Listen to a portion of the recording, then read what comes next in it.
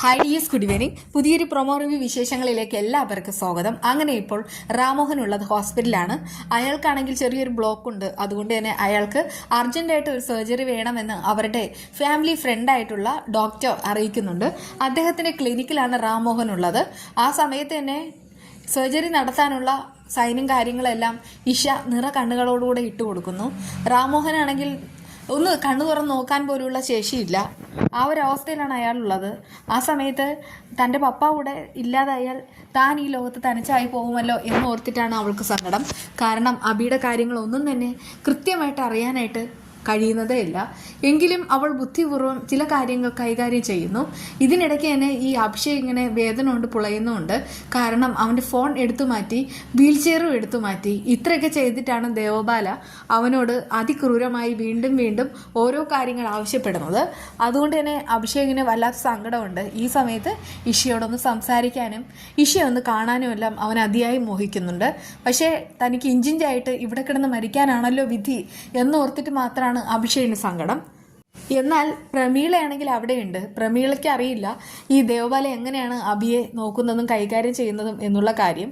പക്ഷേ ഈ അച്ഛൻ്റെയും മകളുടെയും ഓരോരോ രീതികൾ കണ്ടിട്ട് തന്നെ പ്രമീളയ്ക്ക് പേടിയാവുന്നുണ്ട്.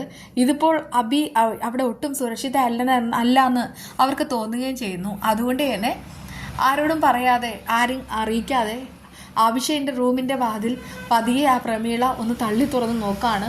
ആ സമയത്ത് തന്നെ അഭിഷേക് അങ്ങനെ വേദന കൊണ്ട് പുളയുന്നത് അവർ കാണുന്നുമുണ്ട്. എന്തായാലും പ്രമീള കണ്ടതുകൊണ്ട് തന്നെ എന്തെങ്കിലും അവർ ചെയ്യും, അത് ഉറപ്പാണ്. അല്ലെങ്കിൽ പിന്നെ ദേവബാല അവരെ അവിടെ നിന്ന് പറഞ്ഞയക്കാനും ചാൻസ് ഉണ്ട്.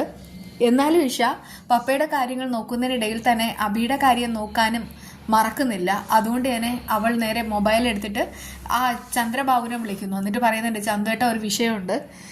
ഞാനാണെങ്കിൽ എൻ്റെ രാജ്യമേയും കൂട്ടിയിട്ട് അബിയെ കാണാൻ പോയപ്പോൾ അബി നല്ല മയക്കത്തിലായിരുന്നു. ആ സമയത്ത് നല്ല ഭാര്യയായിട്ട് ചമഞ്ഞ് ദേവബാലയാണെങ്കിൽ അവൻ്റെ തലയെല്ലാം മടിയിൽ വെച്ചിട്ട് തഴുകിക്കൊണ്ടൊക്കെ ഇരിക്കുകയായിരുന്നു. പക്ഷെ അവളുടെ ഉദ്ദേശം അതൊന്നുമല്ല.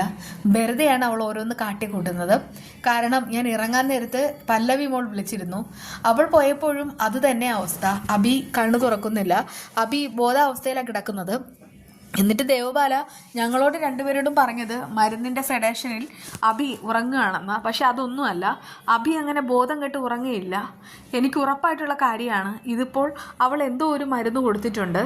കാരണം ഞങ്ങളാണെങ്കിൽ ഇടയ്ക്ക് ഫോൺ ചെക്ക് ചെയ്യാൻ അവിടെ എല്ലായിടത്തും നോക്കിയ സമയത്താണ് അവിടെ ഒരു മരുന്നിരിക്കുന്നത് ഞങ്ങളുടെ കണ്ണിൽപ്പെട്ടത്. അതുകൊണ്ട് തന്നെ ഉറപ്പിക്കാം ഇത് ഒരു വൻചതി തന്നെയാണ്. എങ്ങനെയെങ്കിലും ചന്തുവേട്ടൻ അബിയെ രക്ഷപ്പെടുത്തണം. ചന്തു പറയുന്നുണ്ട്, ഇക്കാര്യം നേരത്തെ പറഞ്ഞത് നന്നായി. എന്തായാലും ഞാൻ ഇന്ന് തന്നെ അങ്ങോട്ട് പോയിട്ട് കാര്യങ്ങളെല്ലാം വേഗത്തിൽ ചെയ്യാം. ചന്തു അങ്ങോട്ട് പോകുന്നതുകൊണ്ട് തന്നെ ഇനിയിപ്പോൾ ദേവബാലയ്ക്ക് പലതും സഹിക്കേണ്ടി വരും. എന്നാൽ മറ്റൊരു കാര്യമുണ്ട്. ഈ അഭിഷേകിൻ്റെ അച്ഛനായ ജയരാമൻ്റെ സ്വഭാവം മാറുന്നുമുണ്ട്. അയാളുടെ മനസ്സുരുകുന്നു. അയാളാണെങ്കിൽ ഫാമിലി ഫോട്ടോ എടുക്കുന്നു. അതായത് അയാളുടെ പ്രതാപകാലത്ത് എടുത്ത ഫോട്ടോയാണ്. അതിൽ ഗായത്രി ദേവി നോക്കുന്നു. ശേഷം ഇങ്ങനെ പറയുന്നുണ്ട്, ഗായത്രി, നിന്നെപ്പോലെ ഈ ലോകത്ത് എന്നെ സ്നേഹിച്ചിട്ടുള്ള ആരുമില്ല. എന്നാലും നീ എവിടെയാണ്?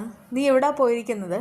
ഈ സമയത്ത് ഇങ്ങനെ പറയണമെങ്കിൽ ഉറപ്പായിട്ടും ഗായത്രി ദേവിയെ വരും, ഉറപ്പായിട്ട് വരും. അതിനു വേണ്ടിയിട്ട് തന്നെയായിരിക്കും അങ്ങനെ ജയരാമനെയും കാണിച്ചിട്ടുള്ളത്.